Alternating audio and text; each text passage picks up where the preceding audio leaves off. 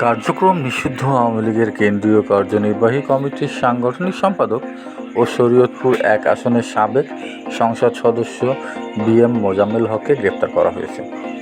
রবিবার দুপুরে আনুমানিক 2:45 দিকে রাজধানীর নিকেতন এলাকায় তাকে গ্রেপ্তার করে ঢাকা মেট্রোপলিটন পুলিশের গোয়েন্দা বিভাগের ডিবি সদস্যরা।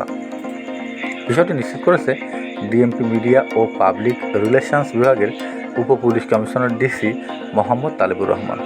তিনি বলেন, রাজধানীর নিকেতন এলাকায় অভিযান চালিয়ে বি.এম. মোজাম্মেল হককে গ্রেপ্তার করা হয়েছে।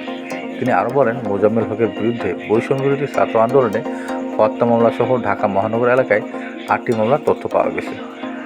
এদিকে প্রফেসর ডক্টর মোহাম্মদ ইউনূসের নেতৃত্বাধীন অন্তর্বর্তী সরকারের কয়েকজন উপদেষ্টার উপর আস্থা রেখে প্রতারিত হয়েছে বলে অভিযোগ করেছে জাতীয় নাগরিক পার্টি এনসিপির আহ্বায়ক নাহিদ ইসলাম। শিগগিরই সেই উপদেষ্টাদের নাম প্রকাশের কথাও জানিয়েছেন তিনি। বেসরকারি টিভি চ্যানেল 71কে এক সাক্ষাৎকারে তিনি একথা বলেন। 24-এর গণঅভ্যুত্থানের পর ডক্টর ইউনূস সরকারের যোগ দেন ছাত্র প্রতিনিধিরা।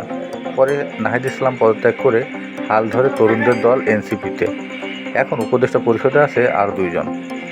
ছাত্রদের উপদেষ্টা আসনে বসাটা কি ভুল ছিল, এমন প্রশ্নের জবাবে নাহিদ ইসলাম বলেন, আমরা কেউ উপদেষ্টা পরিষদে যেতে চাইনি। আমরা জাতীয় সরকার গঠনে আহ্বান জানিয়েছিলাম, কিন্তু ছাত্রদের এই দায়িত্বটা করা লাগতো না।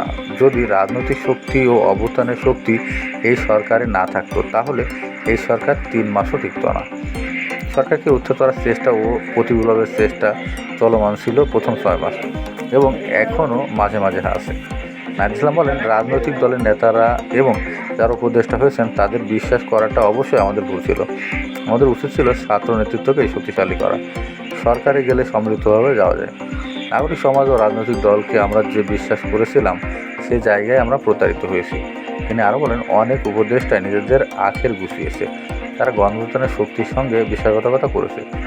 যখন সময় আসবে তাদের নামও আমরা প্রকাশ করব। উপদেষ্টা অনেকেই রাজনৈতিক দলের সঙ্গে লিয়াজু করে রেখেছে দাবি করে নাহিদ ইসলাম বলেন, তারা নিজেদের সেফটি এক্সিটের কথা ভাবছে।